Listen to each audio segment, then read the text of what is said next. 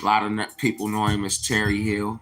Not only do he make beats, but he also is a professional barber, as we would like to say. Terry, while I got you here, I wanted you to talk a little bit about the real Richmond story. And for us, or should I say a lot of individuals that grew up in Richmond, we know what it's about. But for the world around us, they don't really know what Richmond is about and what it's been like for individuals growing up in Richmond. A lot of people been, trying to make documentaries and things like that, but a lot of information is still left out, and we want to cover some bases. So we just gonna chop it up and just freestyle here, you know what I mean, and go wherever it go and however it go. So we just gonna keep it authentic. But my first question is, how was it for you growing up in Richmond, California? Flowers, it was good for me. Amen. Because myself, I was one of those I can go anywhere. It wasn't a such thing of me just being stuck in a hood. People know where I'm from, know where I'm raised around, all that other stuff. But I never was, you know, stated as that's who I was. I always had my individual, personality that everybody already knew that shit. I ain't with that shit. Amen. Amen. So when you say an individual personality that you ain't with that shit, everybody knew Tico as a cool person. You know what I mean? From all over the different sides of the city, to where when a person seen you, they knew what time it was, that he was just a player. You feel what I'm saying? That's right. Amen. Amen. Yeah, we didn't have to go through all that worry whether or not if he gonna cross game. I ain't the one to pick up a phone and be like, man, here go these suckers, or here go nah, bro. First thing I'm gonna do is say, boy, do you know that boy damn near your cousin? Amen. Amen. Amen. But I'm talking about even back before, you got even older. Let's say even growing up as an adolescent, you know what I mean? Early as a kid, 6, 7, 8 years old, you know what I mean? How was Richmond? You know what I mean? Just growing up in the city throughout, let's say elementary school. They gave us a life structure of we was responsible as a youth. That's why we was able to go anywhere and how far. You know what our time schedule was? What's that? Before the street lights come on. Amen. You leaving at 9 o'clock in the morning. You a kid damn near 7 years old, 8 years old, 9 years old. They don't know where you at in this town. But they not worried about that part. Because why? Everybody was considered as family. And when you talk about family structure, what made everybody feel like they was once a family during that time? You talking about maybe what in the early 70s or whatever right exactly. Now? Okay. So during this time period, you saying everybody was more like a family structure, even from different neighborhoods. Right. What made it like that throughout the city of Richmond throughout that time period? Well, what we can say is they believed in having each other's backs as the elders. Period. My mama couldn't come to your hood and be upset like how today is and want to fight somebody in your hood. She'll come to your hood and be like, more like, well, what was he getting into? Oh, you didn't whoop his ass? Well, he getting his ass whooped. Amen. Amen. So you saying that, and this throughout the whole city at the time? Man, boy, Richmond was built like that from our bullshit side. I can't even tell you when the north and south side shit really started, but we was able to be, man, we was neighborhood house kids too at one point. Amen. So, let's say far as individuals growing up and things like that, of course you live close by the world famous tortilla factory. A lot of people may know it as the what is it? How you pronounce the name of that? Mission Tortillas or something like that. Of course, they famous. Exactly. Right. So, you got any stories about the tortilla factory as a kid that tell me a couple if you don't mind. Share it with the people. Well, it's a negative. Yeah, it's a negative because we survived that joint. Man, I ain't gonna we have boy, we come up out of there with damn near 20 cases. I'm talking about, you know how Pringles is made? Yeah. The same containers? Yeah. That's how they used to sell their tortillas. Yeah. But we'll come out of them with big old boxes, boy, at least about 16, 20 in this joint. So you said they had them in the old Pringle type containers back in the days. What year this probably was? The 80s, the 70s still, or what? That was still like about, what, 78, about 77. All the way up to like about what? About when we was doing it, it was probably like up to about 82, 83. So that tortilla factory been there forever, basically. Yeah. Okay. That's Mission. That's one of the world famous tortillas, chips that everybody make tortillas and nachos. Number one. Correct. Yeah. Correct. I'm with you. Started. Yeah, I agree. It's one of the top dogs. You know, what other historic monuments that may be famous for Richmond, if you don't mind sharing with anybody, if you might have right off the top of your head, or individuals that may lived in Richmond that's famous that individuals may know? We got a lot of famous, definitely. That I can say that everybody does, but I know a lot of famous folks.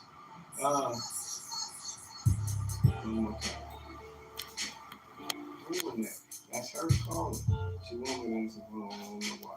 Anyway, as far as famous folks go, it's not that many that I could, because I can think of a couple. It'll take me a minute. It's a couple of baseball players, a couple of, you know what I mean? But these people didn't make it. Of course, we know Willie McGee. You know what I mean? He won in baseball. You know what I mean? He a little older, but I feel what you're saying when it comes to that. He's not really from Richmond. Oh, he ain't really from Richmond? No, he's from Hercules. Oh, is that right? That's right. Oh, well, bust him out there, goddamn. Well, bust him out there, goddamn. I can't give 2 points, but he's from Hercules, man. Yeah.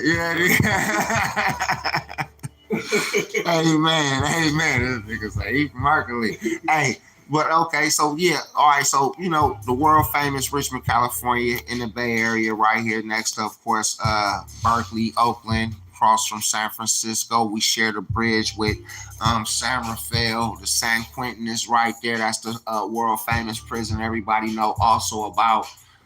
What's over there? Alcatraz, right there in the water. Yeah, you know what I mean? And Angel Island. Angel Island. Okay. So let's say we move on along from, let's say, elementary school. You know what I mean? What was it like, you know what I mean, during junior high growing up in Richmond, California? You know what I mean? Like, how was it, you know what I mean, during those junior high years? Because, you know, at some point things did possibly change, but how was, you know, just the south side of Richmond growing up over in the 30s was, if you want to just, you know, speak on that. Well, you know how it is when things get to change as you what can I say? Some people don't grow as fast as others do, you know what I mean? In your community, when you're dealing with some of the kids, when you're dealing with the youth, period.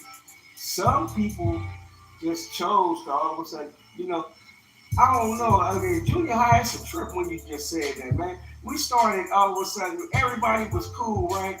But then for some reason, while we was in junior high, that's when a lot of people start flourishing either to being bullies. Okay.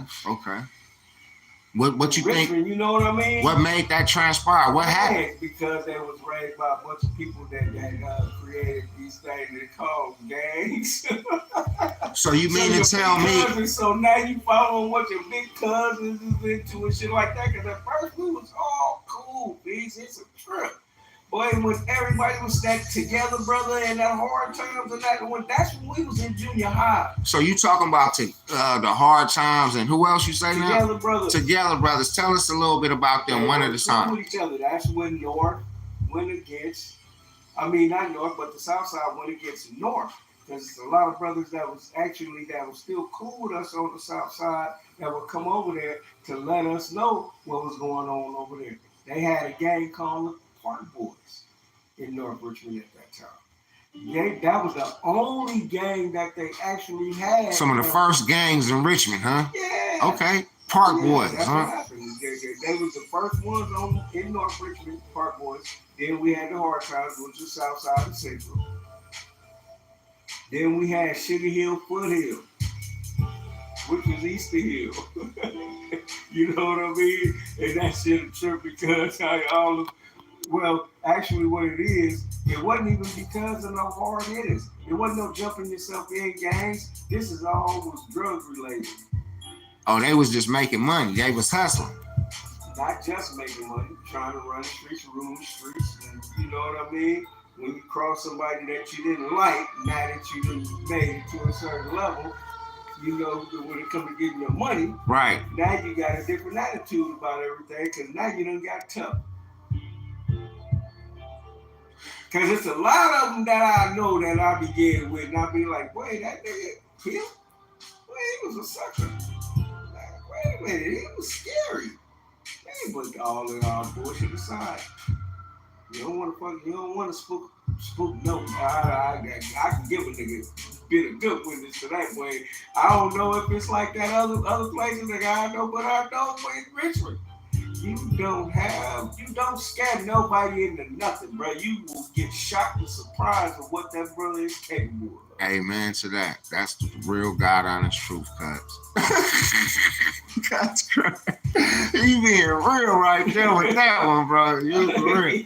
So now all of a sudden, you know, they got these couple gangs, you know, Together Brothers and the Hard Times and the Park Boys, and now you got the Sugar Hill gang or whatever you just called, correct, right? Sugar Hill.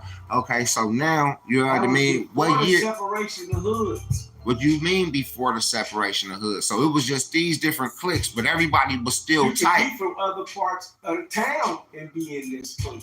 You feel me? Once the hood separated, none of that. What do you mean by once the hood separated? Because what you mean by that? Separated is only you claiming 1 or 2 to 3 blocks. Not going nowhere outside that period because you looking at it like this is your hood. I mean, seriously. Yeah. Nobody, in Richmond, didn't nobody. You're breaking it down blocks. Right. They didn't stretch 5 blocks. Yeah, I had a cousin, you know what I mean, your nephew. That nigga would not leave Plas, you know what I mean, the liquor store. You know what I mean? On 37th Street. You know what I mean? So I then we was on 34th. That nigga didn't go past 37. You know what I mean? So nigga, oh, he did to go to school. You know what I'm saying? Yeah, real talk. Real talk. You know what I mean? 37 wasn't part of us. You know what I mean? That's real talk, though. Being real, though. So, yeah, I'm talking about you nigga didn't even want to ride the bikes over there, just to ride the bikes in the neighborhood. So, but okay, so but I feel you. You know what I mean? So that's real talk. You say some people wouldn't even do this. So by the time we was kids, it didn't already got all the way broke down to. That's what I'm saying. It was already broke down to the blocks. Yeah. But I was everywhere. I ain't gonna lie. I was everywhere. Really was still standing up. It ain't cool. Well, you can cross and end up being the individual who you want to be. Yeah, you can do that, but you can't trust the ones that act just like the ones that you know that can't be trusted where you come from like that. That's true. Well, that's what you couldn't do because you put yourself on the cross. That's true.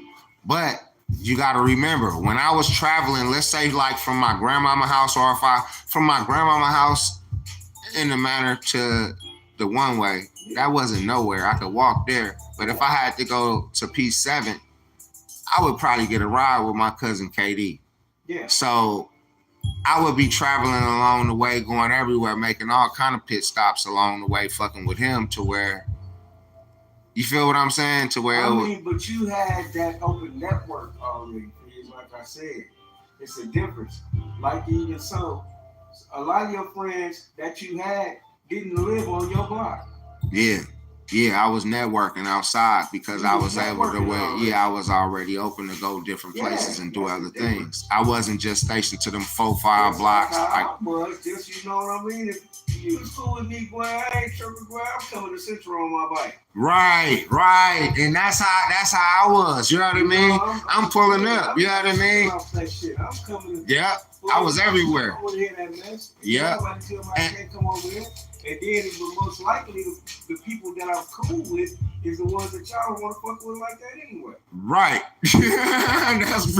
that's really what it was. You know what I mean? So I think I had the green light pass to go just about any and everywhere for the longest period of time. And you're right. I didn't expect everybody that was raised around me to be able to do the same thing. I used to even give warnings. You already know that. Well, nigga, they only cool with you right now because you're around me. Right. I get it. You know, trust and believe. So this the thing. Let's just say this for an example. Growing up as you get older, high school, you know what I mean? Now, you know what I mean? You know, motherfuckers is dating these chicks and things like that. What's Richmond like throughout this dating scene? You know what I mean? Where everybody, you know what I mean, battling over the same chicks and things like that.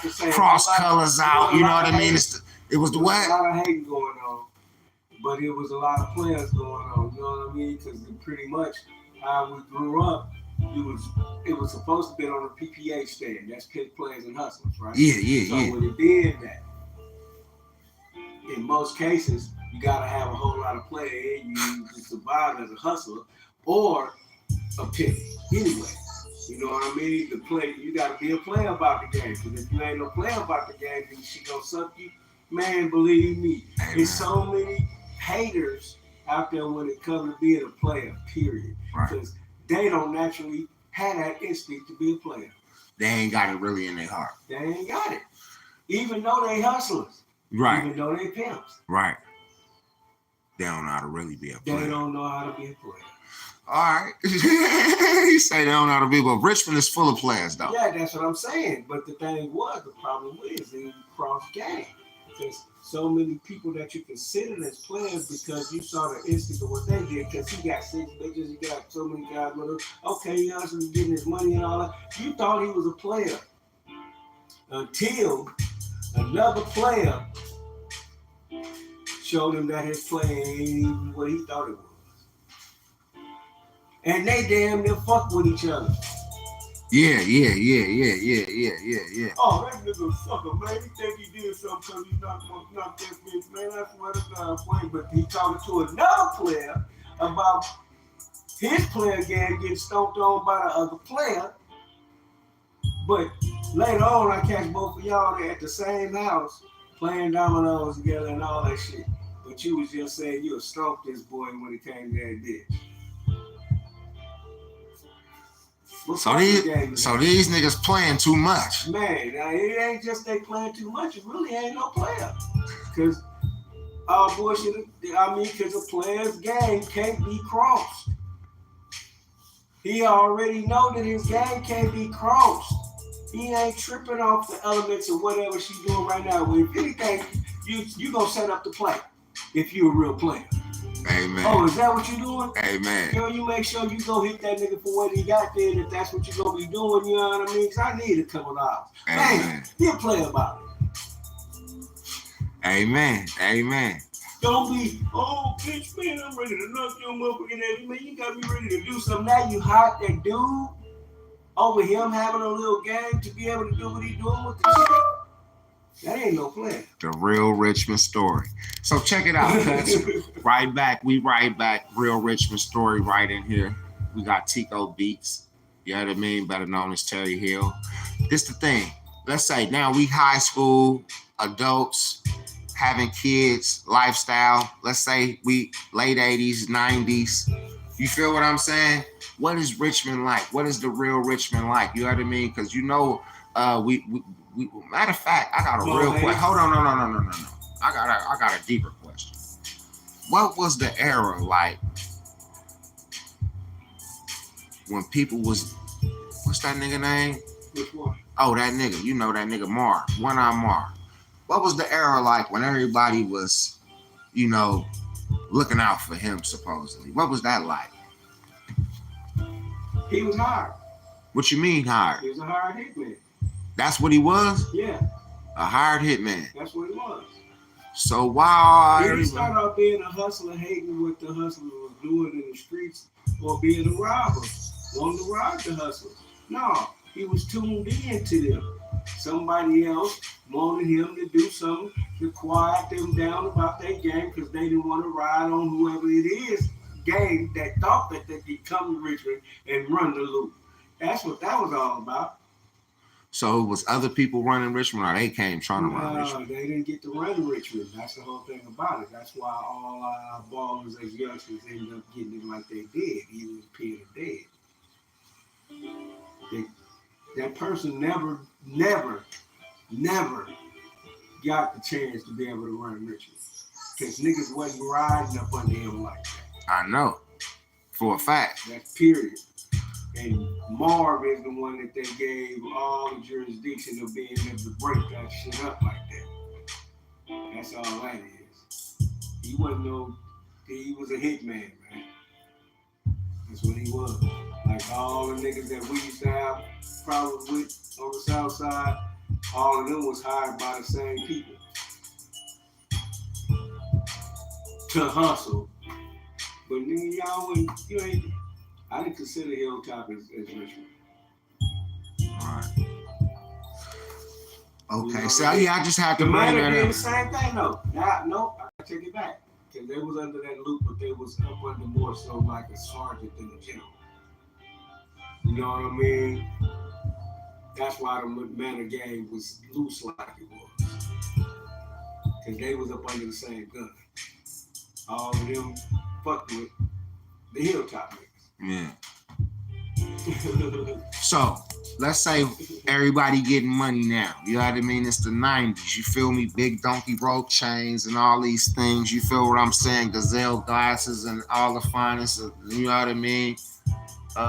What? Gold rim spinning, keeping the young bitches grinning and everything else that you can imagine. You know what I mean? Niggas got 30s and 40,000. They give them kids 30s and 40s to go to the store, and you can keep the change and they only want a little bit of nothing type lifestyle going on. You cutting hair during this era. Oh yeah, of course. I had to bail up those niggas out and they had their own goddamn money, goddamn when they went to jail. I gotta wait for my dough. When did you start actually cutting hair and getting into the music scene? 13, 14. What made you choose that route? Shit, interesting.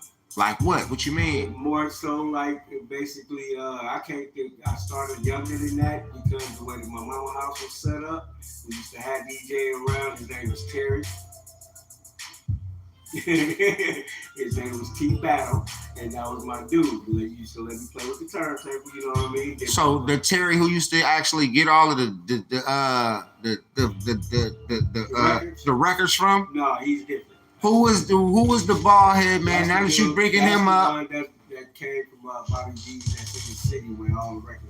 All right, keep talking about what you're talking about, but I gotta bring that nigga up because I'll never forget him. You know what I mean? That nigga used to come through the block and sometime you'll be gone and I just buy the records for you. You know what I mean? I remember that. You know what I mean? I used to just buy them from him and give them to you. I remember that shit. He had his hands on the inside scoop of the music before it come out. Way before it came out. Hit the radio scene, all that shit. You know? Yeah, he had all of that. He was my plug. You know, but anyway, like I was saying, T Battle, he was the first man that my mama used to have these little parties at the house to bring the hood together. You know, like I said, that was gangbanging time.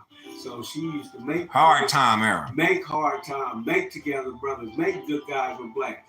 Come to the house. If y'all want to party, y'all come on without all that bullshit, period. And they understood that shit and respected her for it. Right. You know what I mean? So all the time, even with that, like I said about as far as the DJ, I probably was only 7 years old, because I ain't gonna even lie.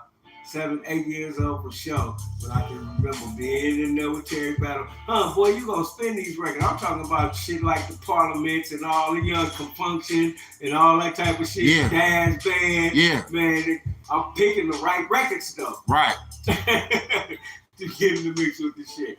Later on, boy, during high school, I was 10th grade, my mama just came home. I don't know how she knew the plug or whatever. That's when I got my Technique 1200s. Gotcha. And you was on ever since. Mm. So once you got on, you start scratching, mixing, doing your Oh, thing. You feel what I'm saying? And cutting hair. You know what I mean? Everybody coming to the spot. oh yeah. The whole neighborhood. Put a pair of Oxfords without the what's the name? The adjustable lever on there. You unscrew it to move the blade. You know what I mean? Old school. So, what was that era like? You know, you in the room, you going room to room, everybody coming through. You know, you cutting everybody hair in the city. You feel what I'm saying? Like you got the city fired up. Everybody over the city know you. Oh yeah.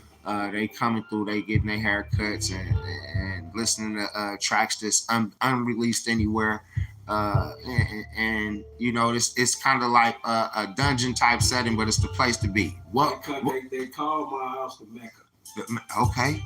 Why would what? It was considered as that because I was able to be able to have all origins, any kind of personality, any kind of energy, all bullshit aside. Everybody will stop being whoever they was when they was outside doing what they doing. They come in here to now, and it wasn't a networking thing, really, to tell you the truth, because nobody utilized each other's energy to start.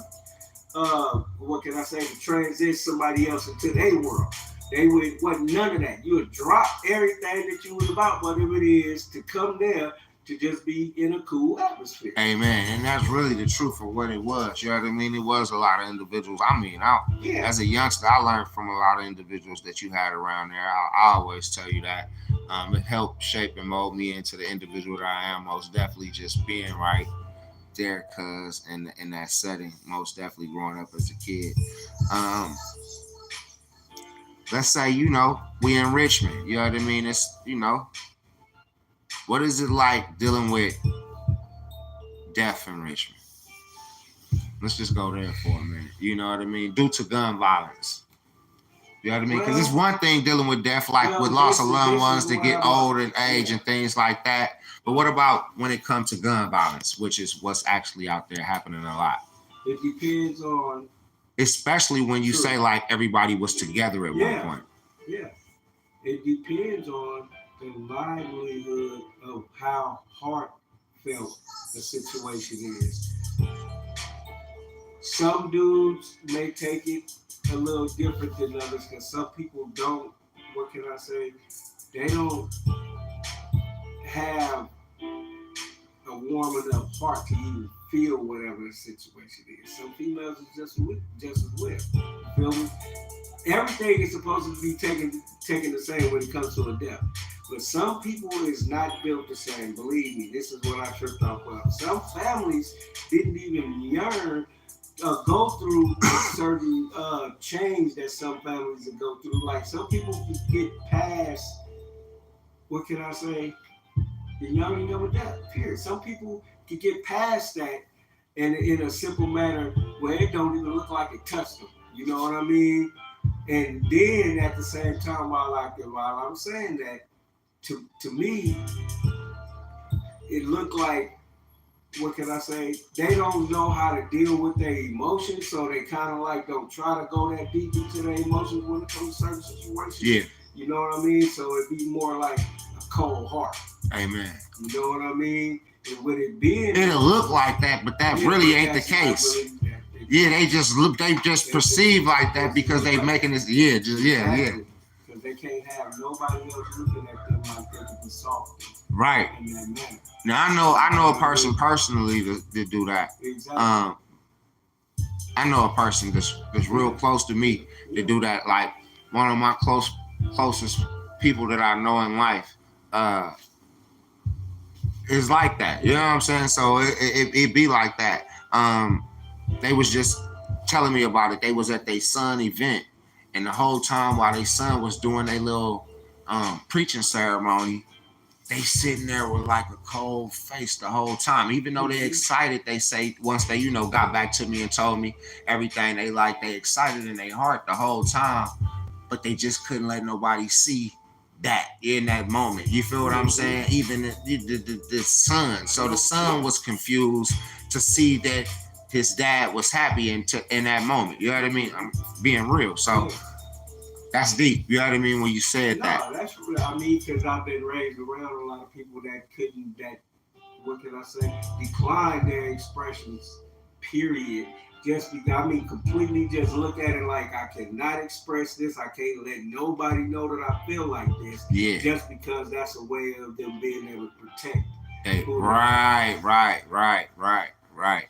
And man, yeah, it was crazy because the brother even went on to speak about how, because at the end of the ceremony, the son had wanted his dad to say something. He didn't say nothing at first, and then some other people got up there. A lot of other people got up there and started speaking, and then the son mother got up there and spoke, and then the son mother husband got up there and spoke, right?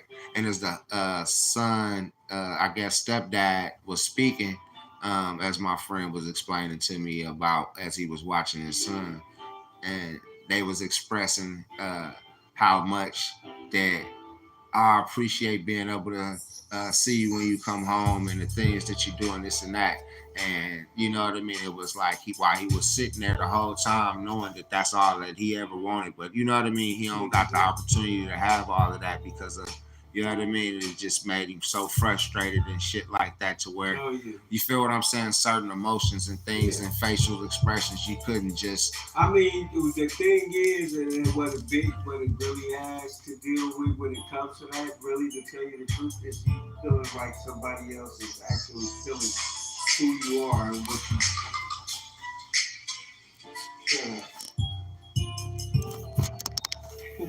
Hey man. Yeah, that's it got a lot to do with whether or not if you feel it's not.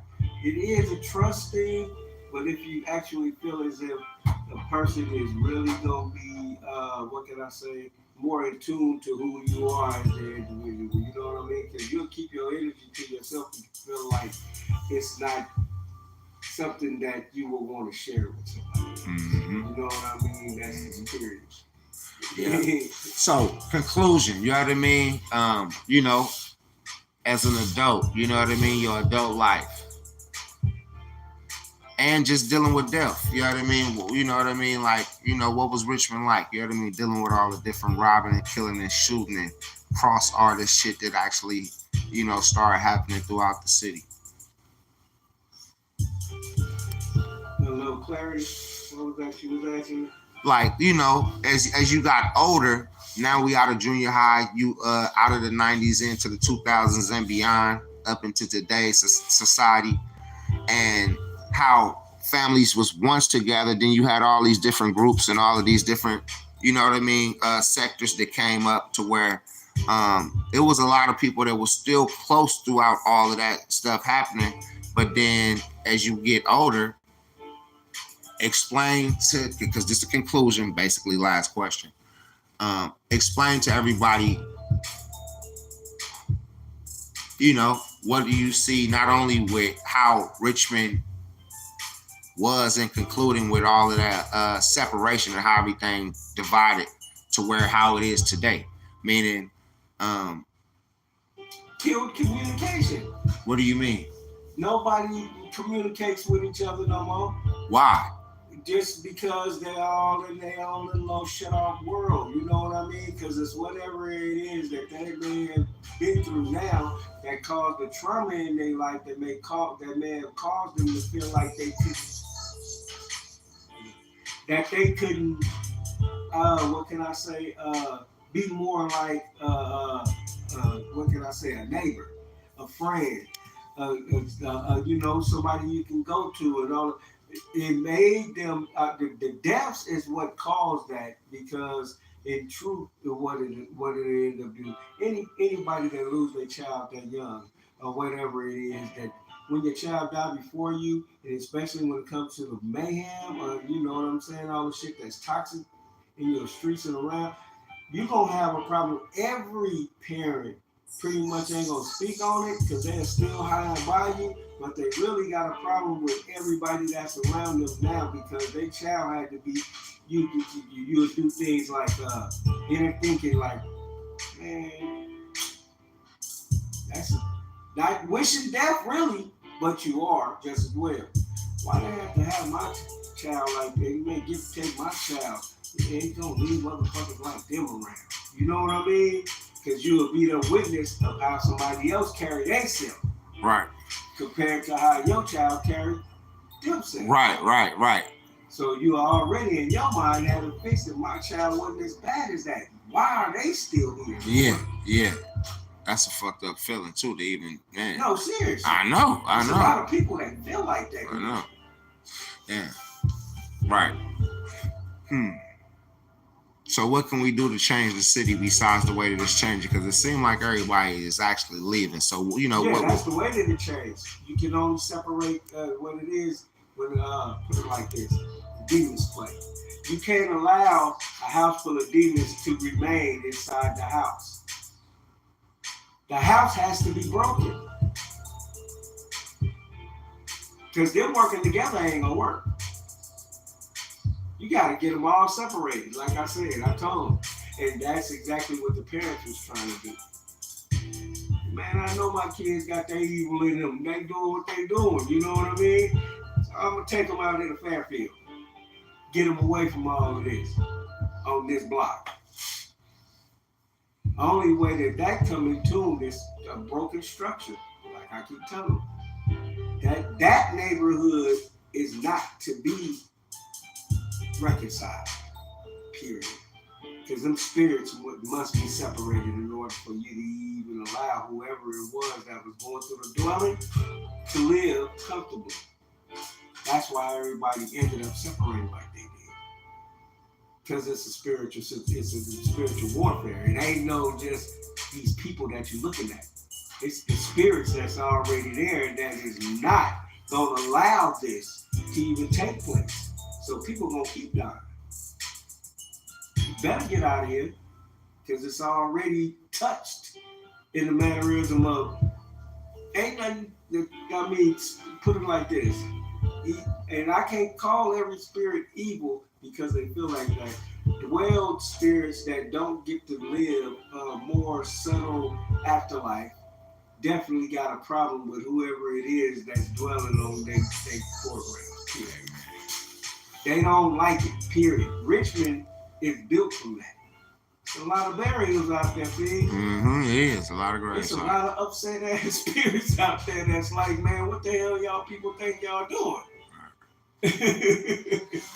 Well, we gonna end it right here for now, Cuts. You feel what I'm saying?